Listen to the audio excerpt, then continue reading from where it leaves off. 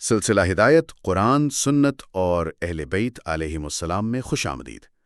آج ہم قرآن مجید کی 42ویں سورت الشورى کے مضامین پر گفتگو کریں گے۔ الشورى یعنی باہمی مشاورت، نام تو بہت دلچسپ ہے۔ جی بالکل، اور دلچسپ بات یہ ہے کہ مشاورت کا حکم دینے والی جو آیت ہے وہ تقریباً سورت کے آخر میں آتی ہے۔ اچھا، تو سوال یہ پیدا ہوتا ہے کہ اللہ تعالیٰ نے ایک صالح معاشرے کی اس اہم بنیاد تک پہنچنے سے پہلے وہ کون سے اصول قائم کیے ہیں؟ یہی آج ہماری گفتگو کا مرکز ہے۔ ہم دیکھیں گے کہ یہ سورت کیسے وحی کی حقیقت سے شروع ہوتی ہے، پھر دین کی وحدت پر زور دیتی ہے، اور تب جا کر ایک ایسے معاشرے کا نقشہ کھینچتی ہے جو مشاورت کے لیے تیار ہو۔ یہ تو بہت دلچسپ زاویہ ہے، یعنی مشاورت کوئی الگ تھلگ حکم نہیں بلکہ ایک پورے نظام کا، ایک پورے فریم ورک کا نتیجہ ہے۔ جی، تو آئیے شروع کرتے ہیں۔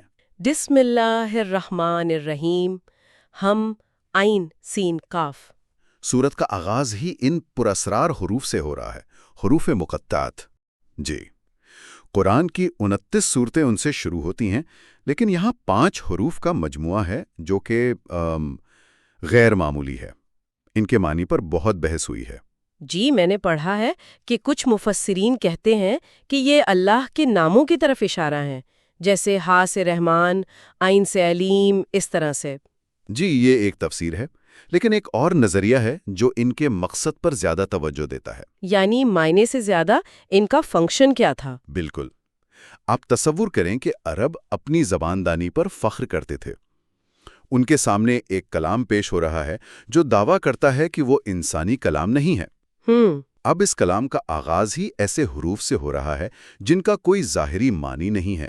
ہم عین سین، یہ ایک طرح سے ان کی توجہ کھینچنے کا، انہیں جھنجھوڑنے کا ایک طریقہ تھا۔ اچھا، ایک پیٹرن انٹرپٹ کی طرح۔ کیا خوب کہا آپ نے! یہ کہنے کا طریقہ تھا کہ جو اب آنے والا ہے وہ تمہارے اصولوں سے بالاتر ہے۔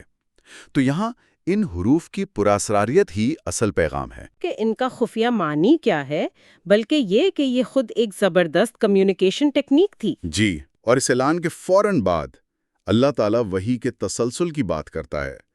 كَذَلِكَ يُوحِي إِلَيْكَ وَإِلَى الَّذِينَ مِن قَبْلِكَ اللَّهُ الْعَزِيزُ الْحَكِيمُ۔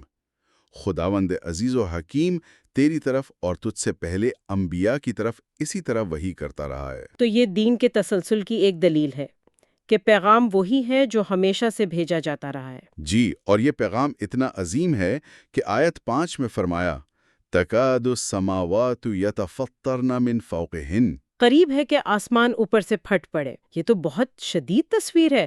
عام طور پر تو اسے مشرکین کے شرک کی سنگینی سے جوڑا جاتا ہے۔ جی، وہ ایک تفسیر ہے، لیکن ایک اور گہری تفسیر یہ ہے کہ یہ خود وحی الہی کے نزول کی جو عظمت ہے، جو اس کا بوجھ ہے، یہ اس کی طرف اشارہ ہے۔ اچھا، جیسے سورہ حشر میں ہے کہ اگر قرآن پہاڑ پر اترتا تو وہ بھی پھٹ جاتا۔ بالکل، یہ ہمیں سوچنے پر مجبور کرتا ہے کہ جس کلام کی ہیبت سے کائنات لرز جائے، اسے جب ہم اپنے دلوں پر اتارتے ہیں تو کتنی سنجیدگی دکھاتے ہیں۔ اور اسی دوران فرشتے زمین والوں کے لیے استغفار کر رہے ہیں۔ یہ ایک بہت ہی خوبصورت تضاد ہے۔ جی، اوپر وحی کی ہیبت ہے اور نیچے رحمت کے فرشتے دعا گو ہیں۔ لیکن یہ استغفار کن کے لیے؟ کیا سب انسانوں کے لیے؟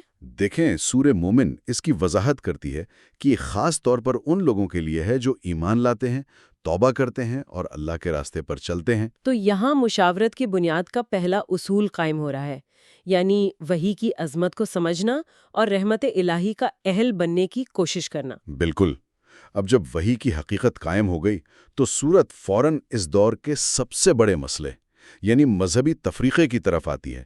آیت 13 ایک انقلابی اعلان کرتی ہے، شرع لکم من الدین ما وصی بہ نوحا و ابراہیم و موسیٰ و عیسیٰ ان اقیموا الدین ولا تتفرقوا فیہ۔ اس نے تمہارے لیے وہی دین مقرر کیا ہے جس کی وصیت نوح، ابراہیم، موسیٰ اور عیسیٰ علیہ السلام کو کی تھی کہ دین کو قائم رکھو اور اس میں تفرقہ نہ ڈالو۔ یہ تو تمام مذہبی تقسیم کی جڑ پر ضرب ہے، یعنی تمام بڑے انبیاء کا بنیادی پیغام ایک ہی تھا، تو پھر یہ جھگڑے کہاں سے آئے؟ قرآن اس کی وجہ جہالت کو نہیں ٹھہراتا، بلکہ ایک بہت طاقتور لفظ استعمال کرتا ہے، بغی۔ بغی؟ جی، یعنی یہ اختلاف علم آ جانے کے بعد بغین بینہم، آپسی سرکشی، حسد اور تکبر کی وجہ سے ہوا۔ تو بغی صرف اختلاف رائے نہیں ہے، یہ ایک طرح کی دانشورانہ بددیانتی ہے۔ بالکل، جب آپ سچ کو جانتے ہیں لیکن آپ کا تکبر، آپ کے مفادات آپ کو اس سے جھٹلانے پر مجبور کرتے ہیں۔ یہ تو آج کے دور میں بھی بالکل ویسا ہی نظر آتا ہے۔ جی، تو اس بغی کے ماحول میں نبی کا کیا کام تھا؟ کیا سب کو زبردستی ایک راستے پر لانا تھا؟ نہیں، بالکل نہیں۔ جی، یہیں پر توحید اور انسانی اختیار کا امتزاج سامنے آتا ہے۔ آیت 6 میں ہی واضح کر دیا گیا، وَمَا أَنْتَ عَلَيْهِمْ بِوَكِيلٍ، آپ ان پر داروغہ نہیں ہیں۔ آپ کا کام صرف پیغام پہنچانا ہے۔ جی، اور آیت 8 مزید واضح کرتی ہے، وَلَوْ شَاءَ اللَّهُ لَجَعَلَهُمْ أُمَّةً وَاحِدَةً، اگر اللہ چاہتا تو سب کو جبراً ایک ہی امت بنا دیتا۔ لیکن اس جبری ایمان کا کوئی فائدہ نہیں ہوتا۔ بالکل، اس میں انسان کے اختیار اور روحانی ارتقاء کا پہلو ہی ختم ہو جاتا، جو انسانیت کا اصل شرف ہے۔ تو پھر رحمت کسے ملتی ہے؟ آیت کہتی ہے، وَلَٰكِنْ يُدْخِلُ مَن يَشَاءُ فِي رَحْمَتِهِ، لیکن وہ جسے چاہتا ہے اپنی رحمت میں داخل کرتا ہے۔ یہ جسے چاہتا ہے کا جملہ اکثر غلط فہمی پیدا کرتا ہے کہ شاید یہ سب اللہ کی مرضی پر ہے اور ہمارے عمل کا کوئی دخل نہیں۔ جی، لیکن آیت کا اگلا حصہ ہی اس کی وضاحت کر دیتا ہے، وَالظَّالِمُونَ مَا لَهُم مِّن وَلِيٍّ وَلَا نَصِيرٍ، اور ظالموں کا کوئی ولی اور مددگار نہیں۔ اچھا، یعنی اللہ کی چاہت ان لوگوں کے لیے ہے جو اس رحمت کے اہل بننے کا انتخاب کرتے ہیں، جو ظلم کا راستہ یعنی شرک اور بغی کا راستہ نہیں اپناتے۔ بالکل، یہ اللہ کی مشیت اور انسان کے آزاد ارادے کا کامل توازن ہے۔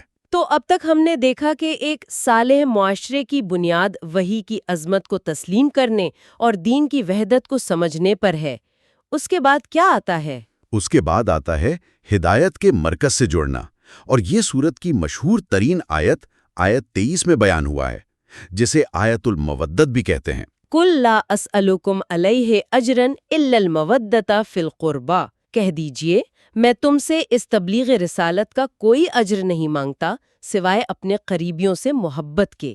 یہاں مودت کا لفظ استعمال ہوا ہے، جو صرف محبت سے زیادہ گہرا ہے۔ اس میں پیار کے ساتھ ساتھ عمل بھی شامل ہے۔ جی، لیکن یہ مطالبہ کچھ لوگوں کو متنازع بھی لگ سکتا ہے کہ کیا یہ ایک طرح کی مذہبی اقربا پروری نہیں؟ یہ اسلام کے آفاقی پیغام سے کیسے مطابقت رکھتا ہے؟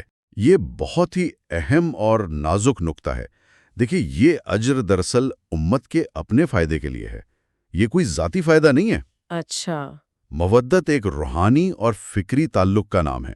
یہ تعلق امت کو ہدایت کے حقیقی مرکز یعنی اہل بیت علیہ السلام سے جوڑے رکھتا ہے۔ محبت اطاعت کا پیش خیمہ ہوتی ہے۔ بالکل، جب امت اہل بیت سے مودت رکھے گی تو ان کے علم و عمل کی پیروی کرے گی اور نبی کے بعد گمراہی سے محفوظ رہے گی، تو یہ اجر بھی امت کی ہی ہدایت کی ضمانت ہے۔ گویا یہ ہدایت کے تسلسل کو یقینی بنانے کا ایک الہی منصوبہ ہے۔ جی، اور اسی کے ساتھ دنیا اور آخرت کی ترجیحات کا سوال بھی اٹھایا گیا ہے۔ جی، وہ دنیا کی کھیتی اور آخرت کی کھیتی والی تمثیل بہت خوبصورت ہے۔ جی، آیت 20، من کان یرید حرث الآخرۃ نزد لہ فی حرثہ ومن کان یرید حرث الدنیا نؤتیہ منہا وما لہ فی الآخرۃ من نصیب۔ اسے آج کی زبان میں سمجھیں تو یہ انویسٹمنٹ کی طرح ہے۔ جی بالکل، کوئی شخص اپنا سارا سرمایہ روزانہ کی ٹریڈنگ میں لگا دیتا ہے، چھوٹے اور فوری فائدے کے لیے۔ یہ ہے حرث الدنیا، اسے کچھ نہ کچھ مل جاتا ہے۔ اور دوسرا شخص ایک طویل مدتی کمپاؤنڈ گروتھ فنڈ میں انویسٹ کرتا ہے جو آگے چل کر بہت بڑا منافع دے گا۔ یہ ہے حرث الآخرہ۔ بہترین مثال دی، اور قرآن کہتا ہے کہ اللہ اتنا کریم ہے کہ جو آخرت کے لیے انویسٹ کرتا ہے وہ اس کی انویسٹمنٹ میں اضافہ بھی کرتا جاتا ہے، نزد لہ فی حرثہ۔ تو توازن کیسے قائم ہو؟ توازن نیت سے قائم ہوتا ہے۔ اگر آپ کی دنیاوی کوششوں کا مقصد بھی اللہ کی رضا، مخلوق کی خدمت اور آخرت کی کامیابی ہے تو یہی دنیا کی کھیتی آخرت کی کھیتی کا حصہ بن جاتی ہے۔ تو اب بنیادیں مکمل ہو چکی، وحی پر ایمان، تفریقے سے اجتناب، ہدایت کے مرکز سے تعلق اور صحیح ترجیحات کا تعین۔ اب معاشرہ مشاورت کے لیے تیار ہے۔ جی ہاں، اور اب آیت 38 میں وہ اصول بیان ہوتے ہیں جو ایک مثالی معاشرے کی تشکیل کرتے ہیں۔ والذین استجابوا لربهم واقاموا الصلاة وامرهم شورى بینہم ومما رزقناہم ينفقون۔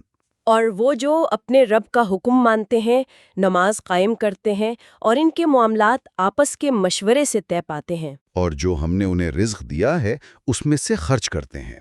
یہاں شورا کو نماز اور انفاق جیسے بنیادی اعمال کے ساتھ رکھا گیا ہے۔ یہ اس کی اہمیت کو ظاہر کرتا ہے۔ جی، یہ صرف ایک سیاسی اصول نہیں بلکہ ایک سماجی اور اخلاقی رویہ ہے۔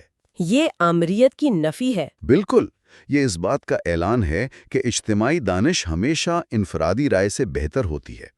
لیکن اسی کے ساتھ اگلی آیت میں ایک اور اہم اصول دیا گیا ہے، وَالَّذِينَ إِذَا أَصَابَهُمُ الْبَغْيُ هُمْ يَنْتَصِرُونَ۔ اور جب ان پر ظلم ہو تو وہ بدلہ لیتے ہیں، یعنی اپنا دفاع کرتے ہیں۔ جی، یہاں ایک توازن نظر آتا ہے۔ ایک طرف غصے میں معاف کر دینے کی تعلیم ہے، دوسری طرف ظلم کے خلاف دفاع کا حکم بھی ہے۔ تو ایک مومن کو کیسے پتہ چلے گا کہ کب معاف کرنا ہے اور کب اپنے حق کے لیے کھڑا ہونا ہے؟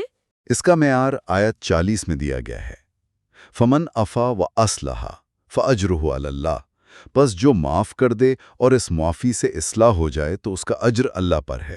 تو کلیدی لفظ اصلاح ہے۔ بالکل، اگر معاف کرنے سے ظالم کی اصلاح ہوتی ہے اور معاشرے میں بہتری آتی ہے تو معافی افضل ہے، لیکن اگر آپ کی معافی ظالم کو مزید جری کرتی ہے تو پھر عدل قائم کرنا اور اپنا دفاع کرنا ضروری ہے۔ یعنی حکمت اور اجتماعی بھلائی کو مد نظر رکھنا ہے۔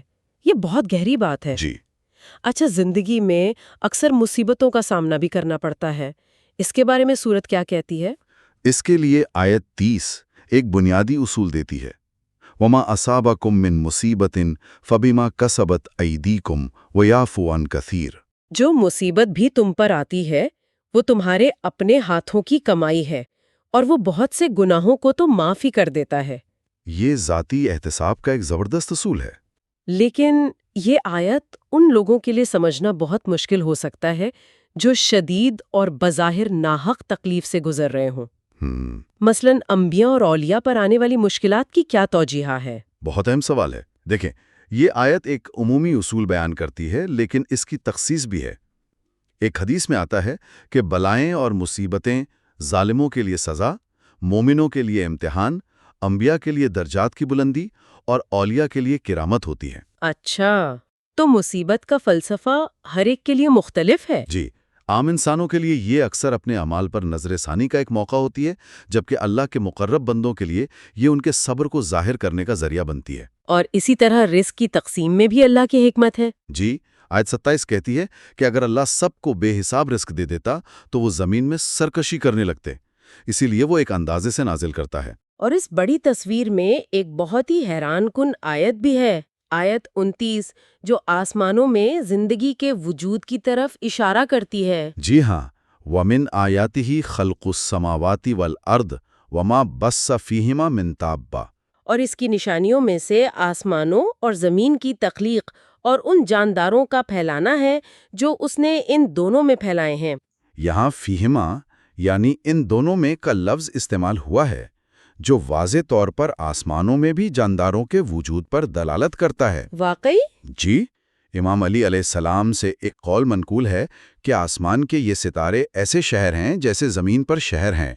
یہ کائنات کی وسعت کی ایک ایسی نشانی ہے جس کے بارے میں ہم آج بھی بہت کم جانتے ہیں۔ یہ واقعی عاجزی پیدا کرنے والی سوچ ہے، اور سورت کا اختتام بھی وحی اور اللہ سے رابطے کی نوعیت پر ہوتا ہے جہاں سے بات شروع ہوئی تھی۔ بالکل، سورت ایک دائرے کی طرح مکمل ہوتی ہے۔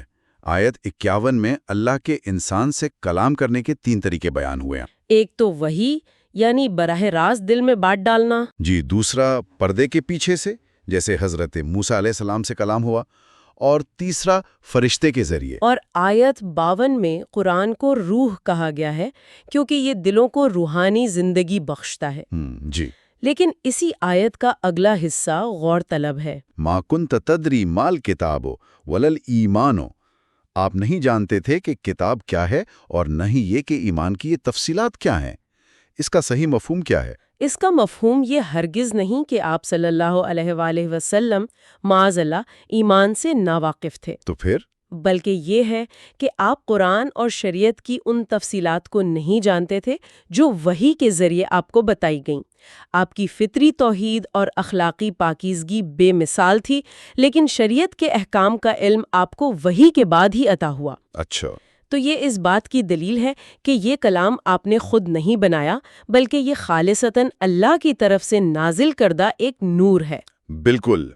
تو خلاصہ یہ ہوا کہ سورۃ الشورى صرف مشاورت کا حکم نہیں دیتی، بلکہ ایک پورا فریم ورک مہیا کرتی ہے۔ جی، یہ وحی کی عظمت سے شروع ہوتی ہے، دین کی وحدت کی طرف بلاتی ہے، تفرقے کی نفسیات یعنی بغی سے خبردار کرتی ہے، ہدایت کے مرکز سے جڑنے کا حکم دیتی ہے، اور پھر ان بنیادوں پر ایک ایسے معاشرے کا تصور پیش کرتی ہے جو مشاورت، عدل، معافی اور دفاع کے اصولوں پر قائم ہو۔ بالکل صحیح۔ یہ صورت ہمیں بتاتی ہے کہ حقیقی مشاورت صرف ایک میٹنگ کا نام نہیں ہے۔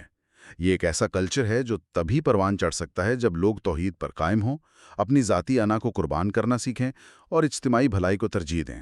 اور شاید آج کے لیے ہمارے سننے والوں کے لیے یہی سوچنے کی بات ہے کہ ہم اپنی زندگیوں میں، چاہے وہ خاندان ہو، کام کی جگہ ہو یا ہمارا معاشرہ، مشاورت کے اس اصول کو کتنی اہمیت دیتے ہیں۔ کیا ہم صرف اپنی رائے پر اصرار کرتے ہیں یا دوسروں کو سننے اور اجتماعی دانش سے فائدہ اٹھانے کے لیے واقعی تیار ہے؟ کیونکہ شاید اسی راستے پر چل کر ہم اللہ کے بتائے ہوئے صراط مستقیم کے قریب ہو سکتے ہیں۔